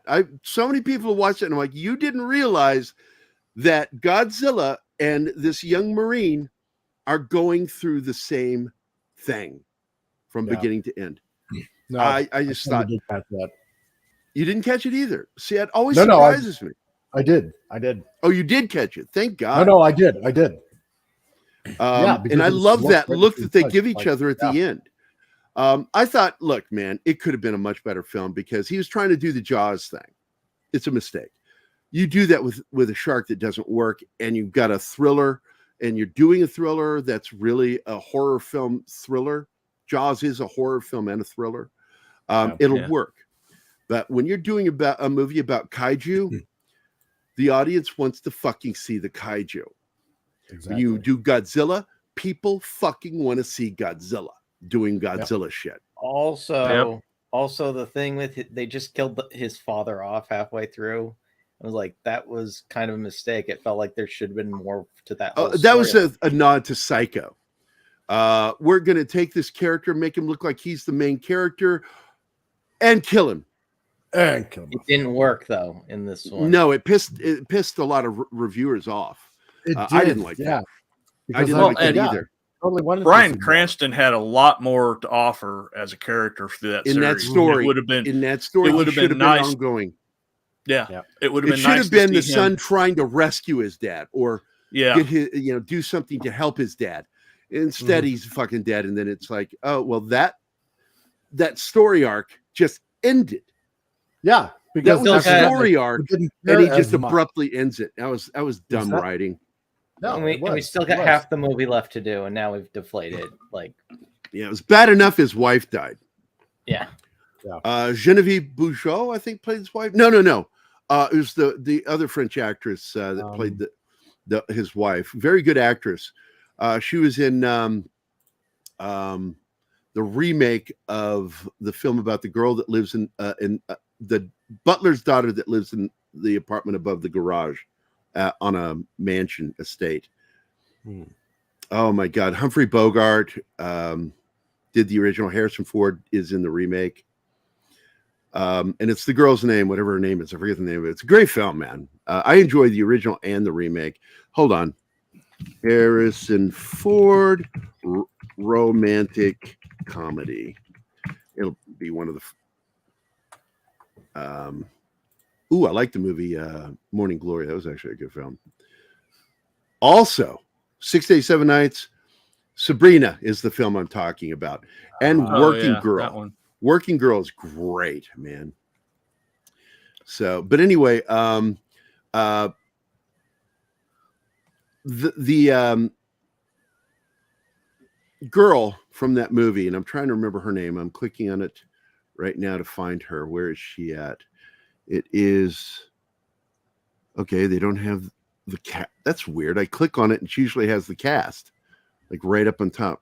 Let me fucking hit cast. There we go. Are they doing another? Really? Fuck off.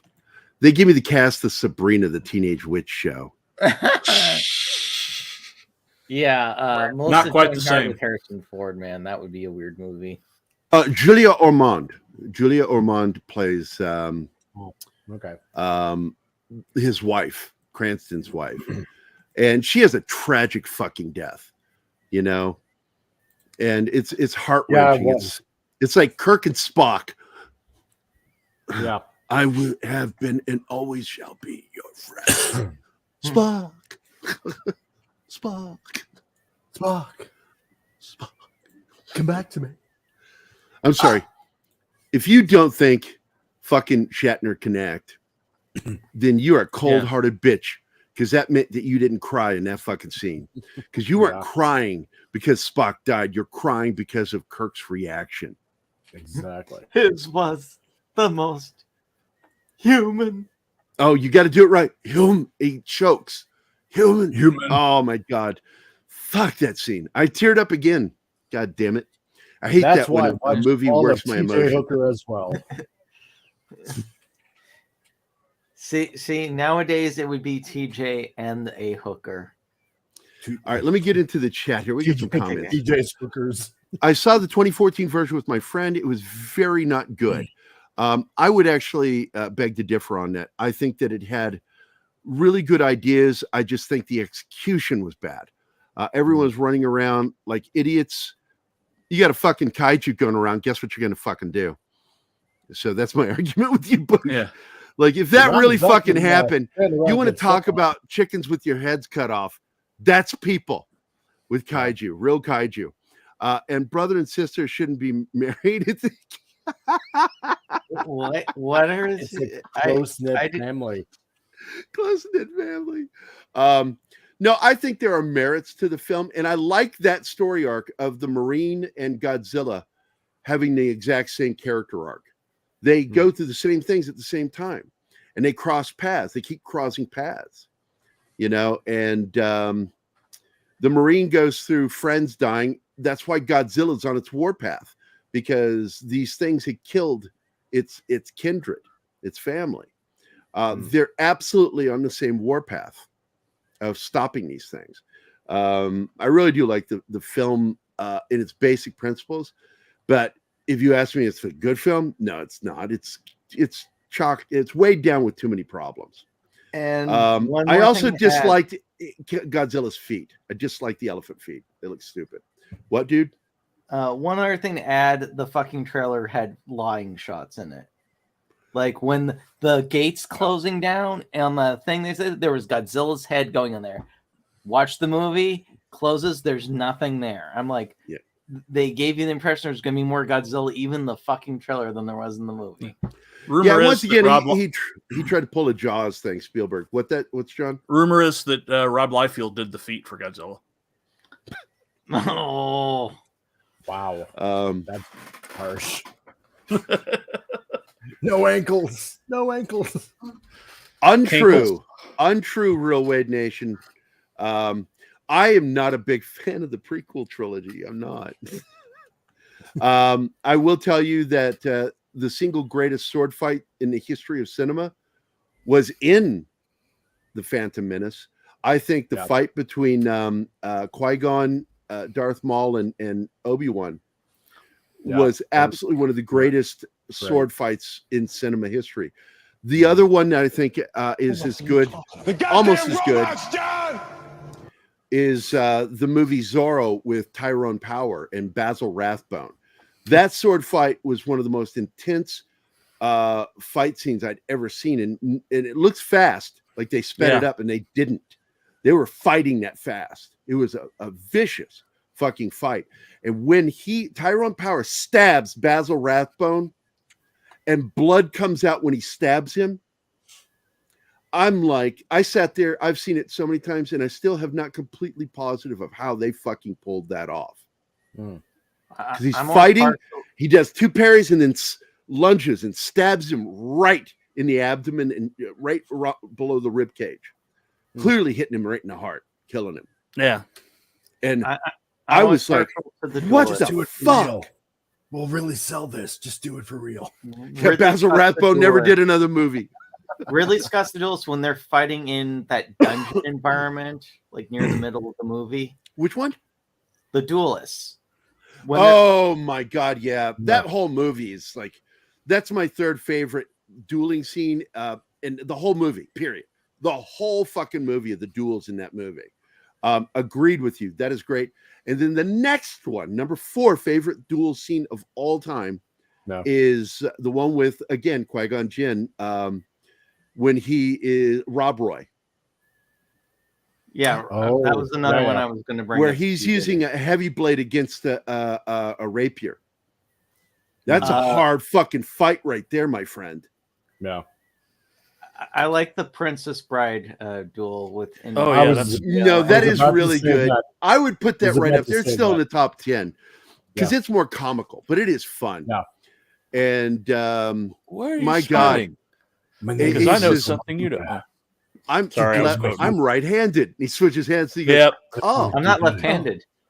Yeah. I know something you don't know. I'm not left-handed. What's that? Yep. Yeah, and then he switches over and he's also fighting with his other hand. I'm like, that's fucking brilliant. And also leads to one of my favorite moments in movie history. He says, beg for your life. And he says, I will give you anything you want. Give me back my father, you I want my son father of a back, bitch. you son of a bitch. And then stabs him. And I'm like, fuck yeah. Yeah. And people don't know who that guy is that he stabs. The Six-Finger Man is Christopher Guest. Yeah. Yep. That guy is best known for comedy. Yeah. Mm-hmm. And being a director of movies like Waiting for Guffman, Best in Show. And he's such a weird, and he's married to Jamie Lee Curtis. Mm-hmm. And he's also actual Blue Blood. And it's a perfect metaphor for daylight savings time. I've just taken an hour of your life. Yeah. Oh, Yeah. and he's also what's his name with the black hair in it goes to 11, mate. Spinal Tap. Spinal Nigel, Tap. I said Spinal that. Tap. Spinal. Yeah, this is Spinal Tap. Why don't you- He's a chameleon, dude. When he puts on a wig or whatever, he becomes that character. Mhm. That's how Why good an don't you actor just- he is. Totally Why don't agree. you just make 10 louder? Because it goes to 11. Because It's it one goes more. to 11, mate. His response is like, these go to 11.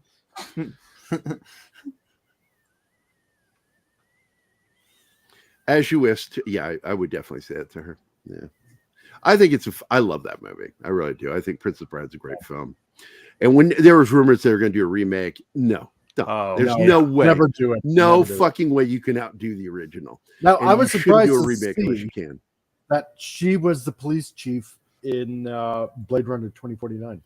Which I thought was a mistake. I don't think she was right for that part. I think they don't should have think so made either. that a guy. But you know what? I was totally surprised that was her. It's like, my wife's like, that's her. That's Princess Buttercup. It's like, what? No, That's come Princess on. Buttercup. Because That's she Sean looked Penn's hard. ex-wife. Yeah, she looked This- hard. as the It's one of the police chief. things I'm like, that yeah, looked it up totally. One of the things, though, that frustrates me with 2049 is you have a secure police station. Somehow this woman's able to get in, murder one guy, and then after that happens, is able to go in and murder the chief of police without anything happening. Without any- Well, here's what Oh, bugged me no. about that. Her like a woman killing a woman doesn't that's fine. impress. No. You have her come in there and she's so strong that she kills a man. Yeah. That would have been more intense. And that's where I think the mistake was made with it making a woman. Because Love should have killed a big fucking dude and had no problems doing it. I love the character of Love because that was, she really cared. She was very passionate. But she had no real love for anything other than her Lord and Master. Yeah. Their version of Tyrell. I forget his name in the film. Wallace, He was a weak character. I didn't think it was a very thought out character. It was one of the weakest parts of the whole film. I felt like they should have that should have been a female character, and it should have been Tyrell's niece that took over the company and rebranded it. This is the problem what we've had in recent The times. real niece. In that, in this is Star Wars as well. Here, that big bad evil empire. Well, they're gone. They've been replaced by the exact same thing. We just call it a different name. Does the exact same thing, exact same motivations. It's the same thing you loved, but named slightly different. I'm going to address a couple things here. Hold on. Package. Yep. All right. I've I'm going seen to address this one. Have you seen Court Jester? I've seen everything Danny Kaye made. I'm a big Danny Kaye fan. I loved him in the original Walter Mitty movie. That was a great film. And Court Jester, good film. Basil Rathbone was one of my favorite actors because of Sherlock Holmes. He was, to me, he was my Sherlock Holmes growing up. And I loved him. The problem is, once I read the books, I had a problem with Nigel Bruce's Watson because he was kind of an idiot. Kind of a, not an idiot, more of a buffoon, a comic relief character. And I disliked that. John Watson was far more important to Holmes than that. And yes, he did say things to him like it's elementary Watson. And but my favorite moment was when they're on a train heading, I think it was the Mystery of the Copper Beaches, and he's talking to him on the train as they're heading into the country. And Watson comments how lovely the countryside is. They're looking out the window of the train. He says, "That's what I envy about you, Watson. That to you, you see the serenity and peacefulness of the countryside, where I see a sordid, isolated environment where some of the worst crimes committed than anything seen in any London alleyway that are committed in the countryside and never discovered." And I'm like, that is one cynical motherfucker right there. But it also showed a side that Watson was very similar to Holmes. He was very deductive in his reasoning. And they're both based. It's based off of his relationship Watson is Conan Doyle, and Holmes is Dr. Bell, his teacher, who was the living, breathing epitome of Sherlock Holmes. He's the guy who would look at somebody's clothing and their shoes and, you know, how their skin looked and tell you everything about that person and where they're from. And it's just amazing, his deductive reasoning. And he was, along with Conan Doyle, both were consulted for the Jack the Ripper crimes. We've never been told what they gave. It was all locked up and never to be released to the public, what they gave to the London police as consultants, consulting detectives. Let's see. So absolutely big fan of Danny Kaye. I did see it, Bush. I love that fucking movie. Did you know Billy Crystal was in? Yeah, he plays. What's his name? Miracle Max. Miracle Max. Yeah. No, they proved it in 2049. He's not. Bye, boys. Have fun storming the castle. By the way, if you didn't know this, that's why Ridley Scott didn't direct it, because the conflict between him and Harrison Ford started back up. They joked about it, that they were having the same old argument, but it wasn't a joke. It was a problem, and Ford was going to back out if Ridley kept going forward with this dumb idea. And so Ford won, and Ridley was reduced to an executive producer on it. Either way, 2049 was an unworthy sequel to Blade Runner. Look, I enjoyed it for what it's worth, but one, the DNA is not there to be a true sequel. It felt like kind of like a reboot more than anything. And Harrison Ford was just sort of thrown in there. I enjoyed the character of Kay, and I enjoyed his story arc, that the MacGuffin, he fell for the MacGuffin, the memories, the false memories. And he thought he was this lost child, but then he finds out he's not, but he understands the role that he needs to play, that he needs to get this father and the daughter back together, and gives his life doing it. He gives his life. And once he's done, he lays there. And I love that they put the Tears and Rain music. Yeah. And I like that they did that. And I'm like, thank you. That was a good scene. There's a lot of good stuff in it. I was really fascinated with the building revolution of replicants against humans. That sounded interesting. Yeah. And I was curious where that was going to go. I'm not excited about the show because Ridley Scott has proven that he's not very good with his follow-ups to his original source material. Prometheus and the other one, Covenant, are not very good films. They're terrible films. Bad writing. And when I found out what the original script was to Prometheus and that he rejected that, I'm like, there's proof again that he doesn't understand storytelling. Ridley is a visual storyteller, not very good at being creative with scripts.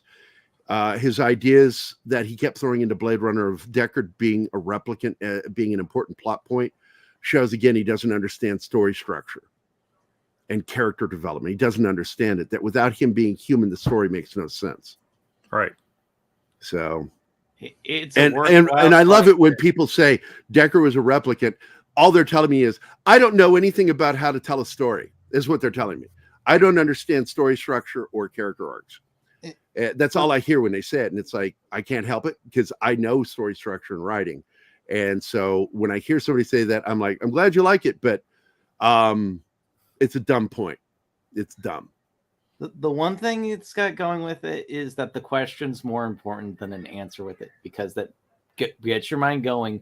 Well, what is it exactly that actually makes this? Well, it distracts you from the actual story is what it does.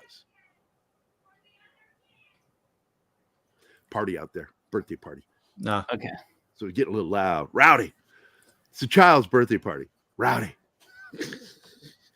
There was a bottle of wine on the table, and like Tiffany went by Scott's other daughter. She ran over and grabbed the bottle. She goes, I don't think we should have that on a 3-year-old's birthday table. Handed it to me, and I put it in the kitchen. Either way, with all this stuff, I prefer they just start leaving things alone. And if you want to make something inspired by Blade Runner, do it.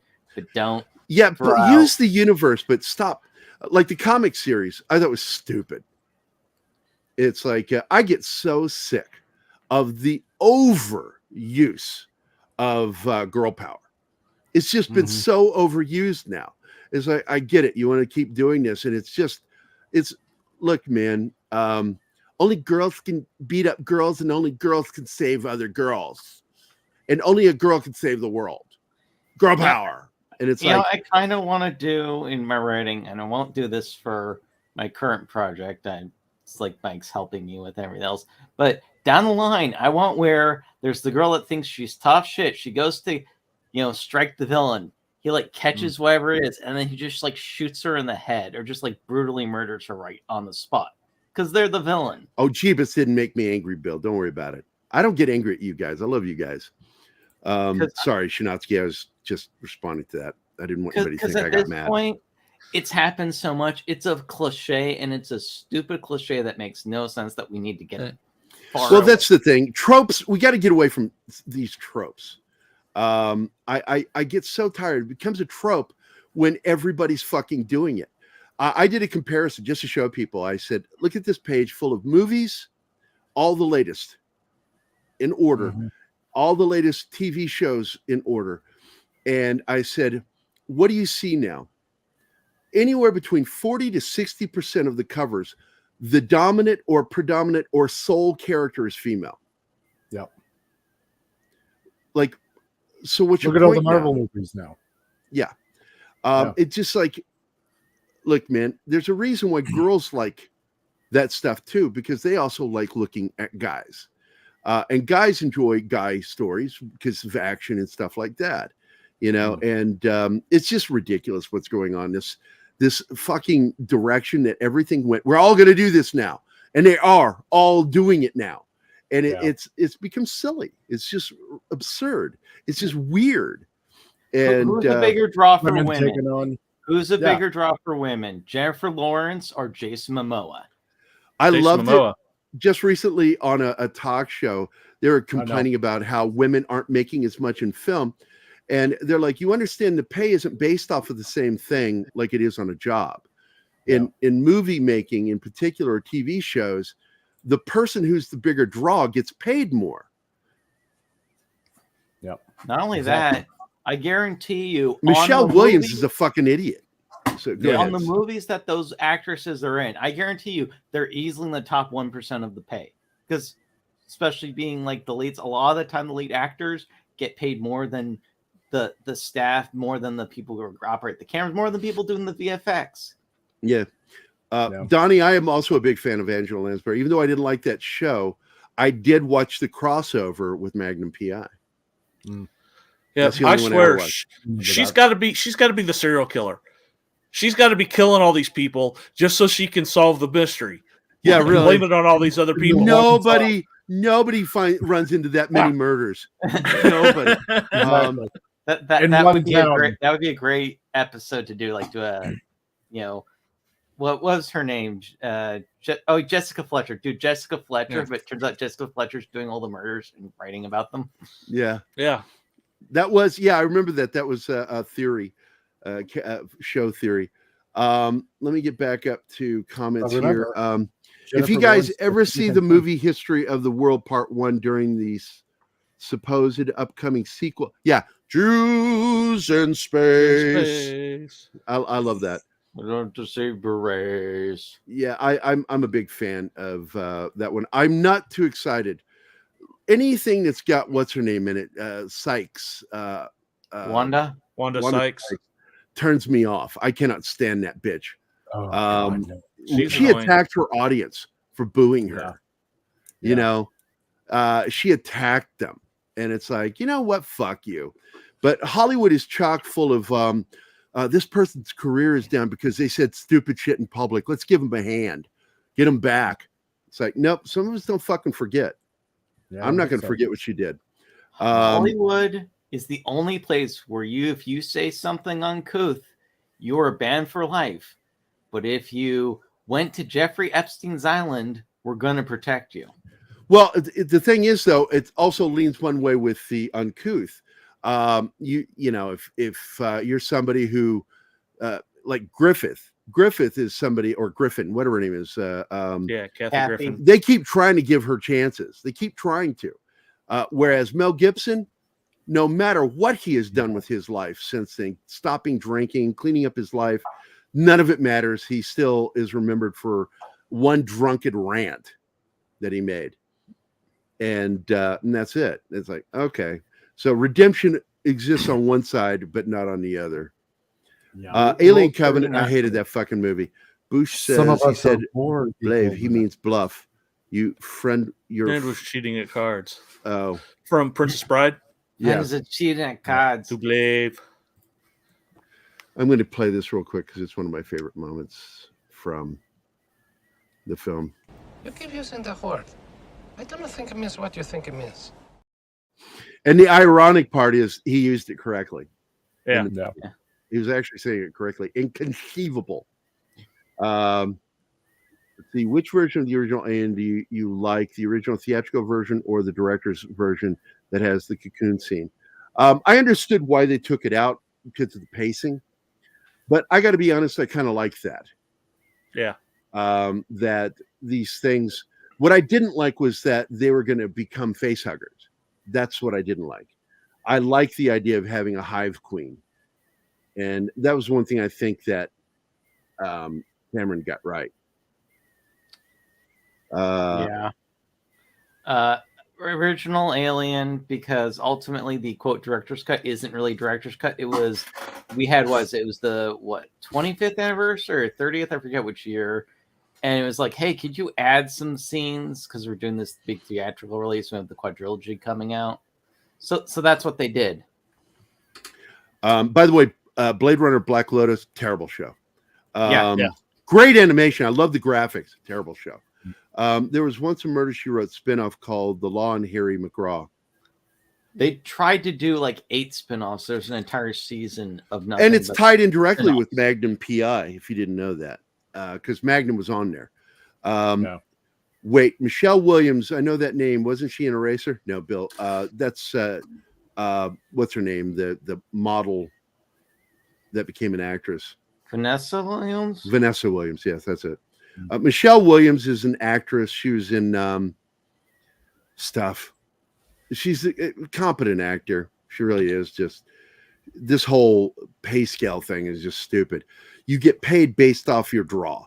If you're a box office draw, you're going to get a majority of the fucking paycheck. Yeah. So, you could see actresses like Glenn Close and I forgot her name now. Glenn Close and she came up at the same time. God damn it. Faye Dunaway? No, she was in that Michael Douglas movie where he has an affair with her. She's a psycho. Yeah. Glenn Close.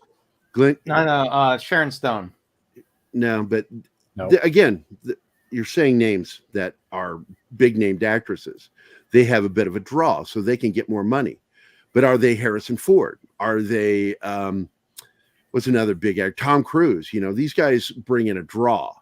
So if you expect somebody that's playing a sidekick to Tom Cruise in a movie getting the same amount of fucking money for being in the movie, you're stupid. Because they're the same. It's the same job. No, it's not the same job, because one's a draw, the other one isn't. So the person who brings puts butts in the seats is the one that's going to get paid the most. I mean, Ving Rhames has been in Mission Impossible since the first, but he's always like sitting in a truck or something. Yeah, he's not going to make very much money. He's going to get paid whatever That's it. they're going to give him. He's still getting paid better than most of us, though. So there you go. If you don't think the pay is good enough, don't take the job. Speaking of Magnum, the original streams on Tubi. Yeah, it's also available on Freevee, which is owned by Amazon.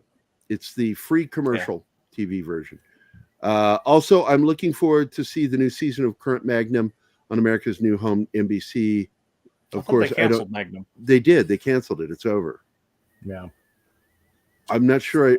Not the same. I'm unaware of there being another Magnum. It's done. That they had their finale, and it ended up he got the girl, Higgins, and that's just creepy to me. Yeah. Higgins will always be an old Englishman. Played by an American, by the way. Maybe it's sort of like the butler on The Nanny. Everybody really thought he was English. Yeah, but he wasn't. No, he's from Georgia. Yep. Vincent Price is another one. Boris Karloff and Vincent Price. Everybody thought Boris was American, and they thought Vincent Price was English. Boris is actual royalty. He's British.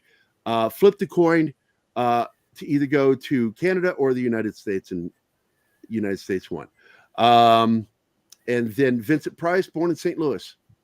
Yeah. Mm-hmm. Yep. So he's a Missouri boy. America. Kathy Griffin. Oh, I don't even talk about that bitch. Engaged in deck speak. That fucking bitch, man. I have never liked her. Long before politics even came into it. She was funny. Just annoying. She's a D-list celebrity. Like, she was known for basically, I would see her like she's an elbow rubber, and I noticed that about her, and I didn't like that. I don't like guys or gals that do that shit. Yeah, schmoozing, exactly. Yeah. Well, like with her, it's that she was like, "Oh, I've put out all these TV specials and everything else." Like, yeah, but I haven't given a shit to watch any of them. Like, you could put out a dozen albums, but if they're all shit, you've just put out a dozen albums of shit. You can't polish a turd. Or actually, Mythbusters proved you could. If you let it get dry enough, you can actually polish it. If someone knows breathing, whistling into the microphone, that is actually, I think that is that's a background sound. That's a background sound. I think it's John. Hold on. No, it's not me, because I'm going to test it. Nope, it's not him. Nope, it's not you. It might be me. I muted all four of us, and I still hear it. Wow. Might just be some weird ambient thing.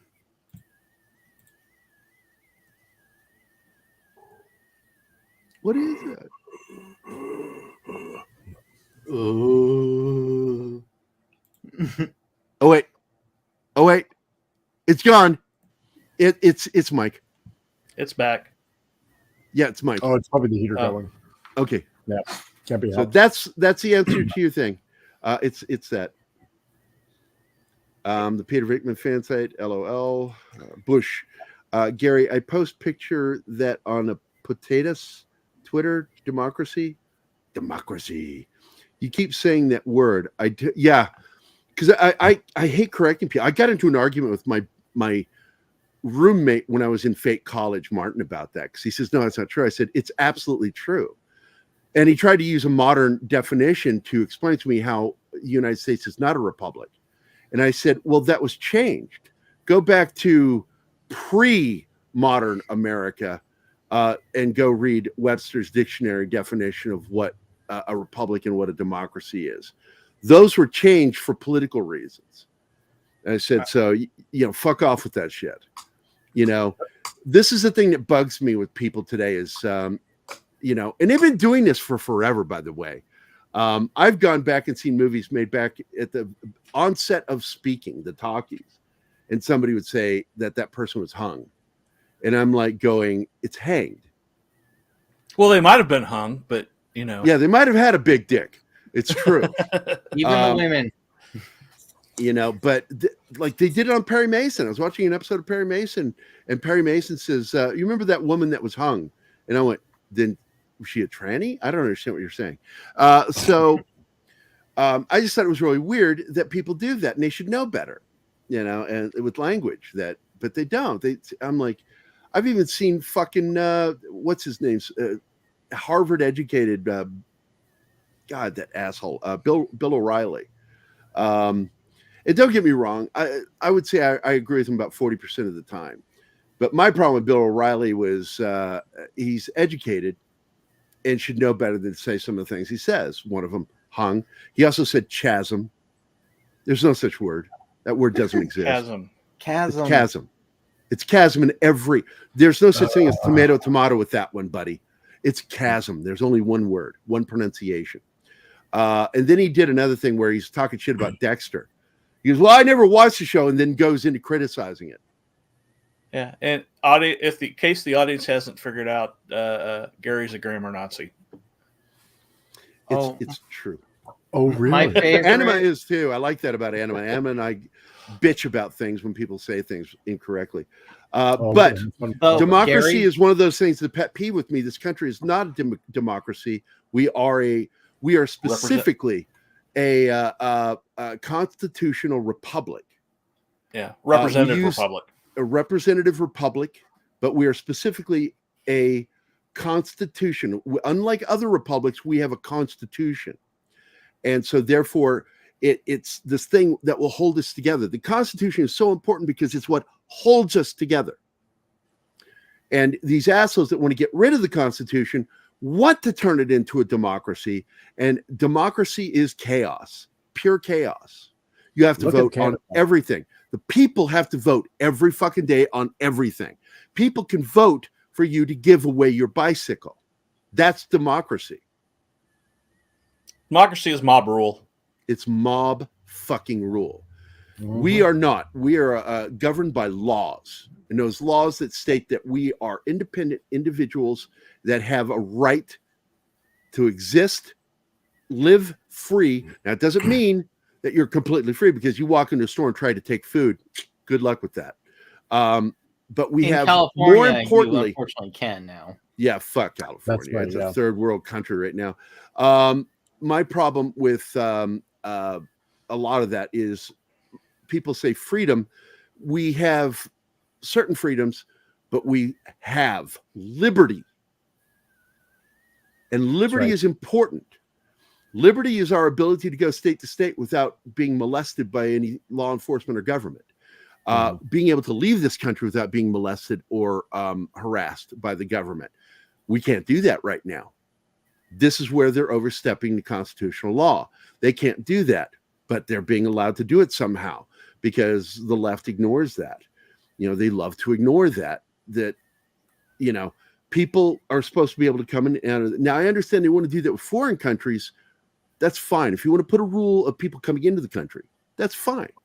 Yeah. But when you're talking about American citizens, we're supposed to have, as long as you have proper ID to show who you are, you should be able to travel without being molested or harassed at the border.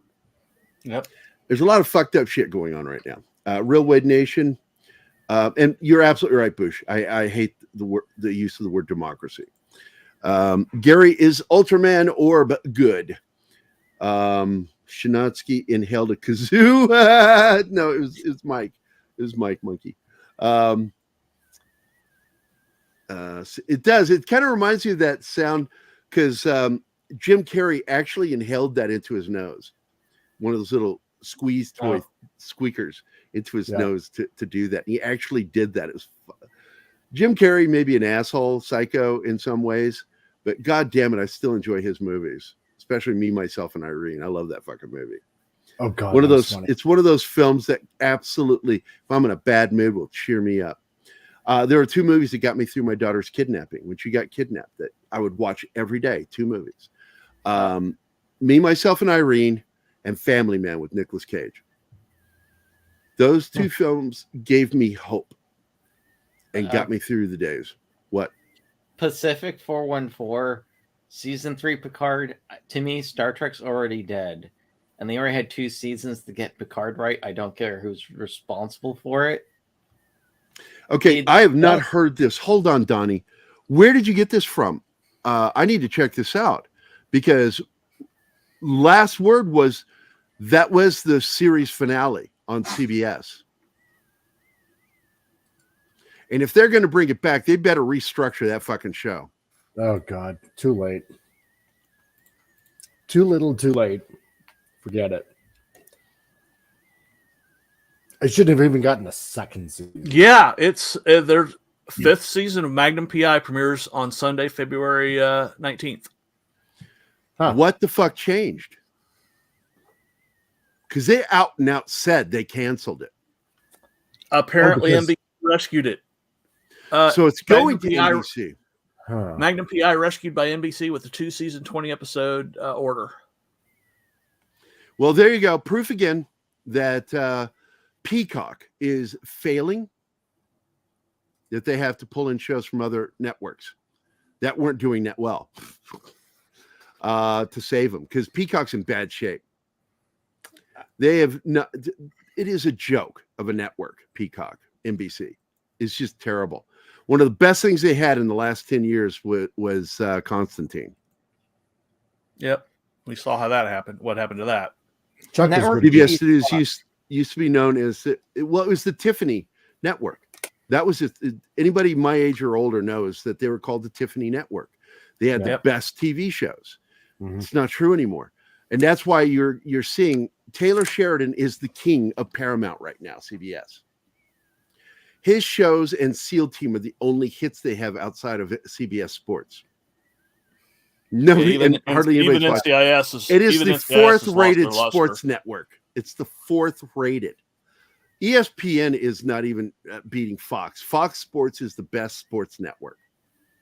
And ESPN is constantly playing catch-up, and they got multiple channels. They're the BBC of fucking sports, in my opinion. And that's not a compliment. Right? So that is not a compliment. Let's get through these. Zach's, Jeebus, Dawson's Creek. I never watched that show. Was it any good? I don't know. I never watched it. I never watched it. It was a teen show. It was one of those teen shows. It's like, yeah, and I hated teens when I was a teen. yeah, I hung out with fucking warriors when I was a teenager. I think the old last war vets good series that NBC had was Chuck. Chuck was good. Chuck was nerdy. It was funny. I think I came to watch that show for Adam Baldwin, but stayed because the chick was hot and I enjoyed Zach Levi. He's funny, and his buddy too. That dude was funny. The little Morgan, Hispanic actor. Fucking kick act. Oh, that guy was hilarious. Jeff and the other one there. Oh god, just hilarious. God, like the whole cast was just gold. I think. Yeah, and much money. That was how you do a geek show, right? Exactly, precisely. I enjoyed Chuck. On Chuck. DVD, and Adam Baldwin can do no wrong in my book. He is the only Baldwin I like. Yeah, the good Baldwin. The good. And Baldwin. I love it when he pokes fun at Alec Baldwin on his Twitter account. And he's not even related to those Baldwins. He said something one day that just fucking slayed me. It was after Elon took over, so he was able to say this and not get kicked. He said, to this date, Alec Baldwin is the only Baldwin to actually murder somebody. Yes. It's like, hey, Alec, guess what I passed that you didn't? Gun safety. Gun safety. He was animal mother. Yep. Swinging dicks must wait. Let's see. Shiny. Let's be bad guys. Whatever happened to Adam that Baldwin show is that the he shit. was on? I'm eventually going to interview. I'm going to get him on on here because he's been on That'd be Salty awesome. Nerd. Yep. I love I met Adam him in Baldwin. Calgary. He's a good stand-up guy. You know, Oh, absolutely. There's very few because I don't follow conservative actors. I don't, but two. There are only two that I follow because I don't give a shit. I don't give two shits about people's political stances that are in Hollywood. I really don't. I don't care if it's on the left or right. Kelsey Grammer, don't follow him. Big Republican. Is it really? James Woods and Adam Baldwin, I follow because this is something people don't know. Both of them have very high IQs. Woods is 165, and I think Adams is the same as mine, right around 150, 155, right in that window. Yeah. And and they're just fucking on the ball. And Adam Baldwin, just like Woods, knows his fucking. They took actual history classes in college. Yeah, real ones, not at one of those liberal arts colleges, but an actual college that taught actual history. And I fucking love it, man. When they start going off on somebody, and in fact, Adam Baldwin went after a guy very nicely. By the way, he wasn't being mean or malicious in any way, but the guy is like, got mad at Adam for calling, what's his name? It's Stanley Kubrick a dick. Yeah, because he was saying that, look, man, I have a problem with Oliver Stone's Platoon, and I consider Stanley Kubrick's movie Full Metal Jacket a better Vietnam War film because it's pro-soldier. It's not pro-war, it's pro-soldier. Whereas the basic premise of Platoon is anti-soldier. We flew 10,000 miles to fight the enemy, and the enemy was us. That is a insulting line to every veteran that served in that fucking war. And he is a card-carrying commie. I can't stand Oliver Stone. And I'm not going to get into a big thing about him today. Fuck that guy. Fuck him and James Cameron too. James Cameron's a fucking cunt. Aliens was his Vietnam War film. I'm like, if that's true, you don't understand that fucking war at all. No. Because that's not an insurgency. The aliens aren't an insurgency. No, they are not the Viet Cong. They don't belong on LV 427 either.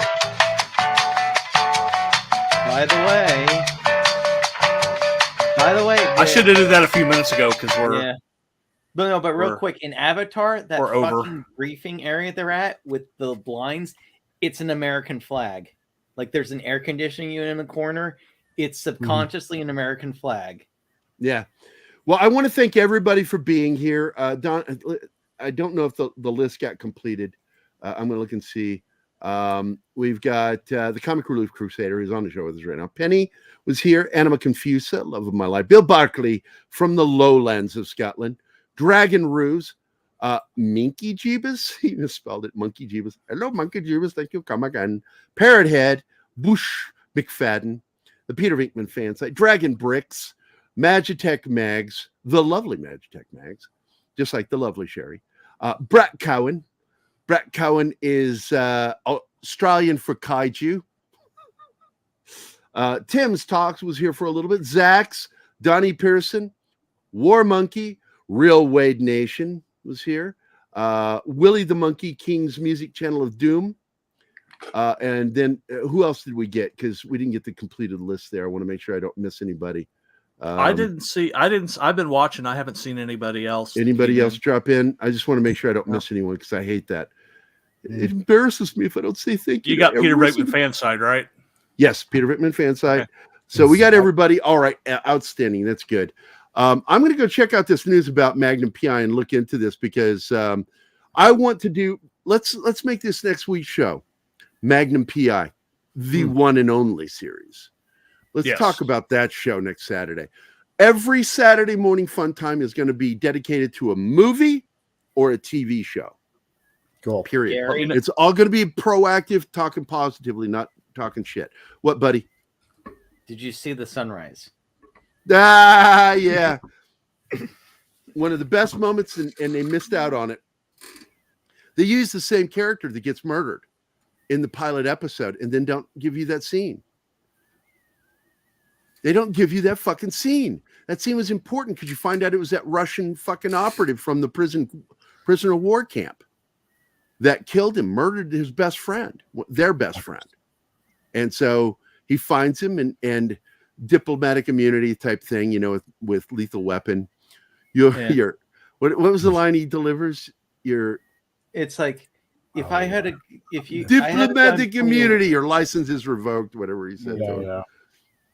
So, but I want to thank everybody for being here. Thanks for being here, John. Thanks for dropping in, Mike. Appreciate it. And Shinatsky, it's always good to see you, buddy.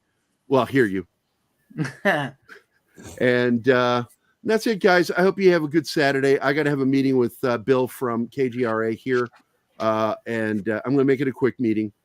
Everybody have a great Saturday. Don't forget tomorrow at same time. Tomorrow we have Dork Side of the Ring. John will be there. And and that's it. And this will be, like I said, this is the last you'll see of this outro. I'm creating a new one this weekend for the shows. 20 seconds long, as long as it can be because we're going to KGRA. All right. Have a great weekend, guys. Bye-bye. Hey, guys. Thanks for watching Pop Culture Mindfield. If you've enjoyed the show, please make sure to like, subscribe, and don't forget to click the bell icon for updates on our shows and channel. Also, please leave a comment, and we'd like to know what you thought of the episode, as well as letting us know if there's something you'd like us to cover in a future episode. Don't forget that you can become a member of Pop Culture Minefield now.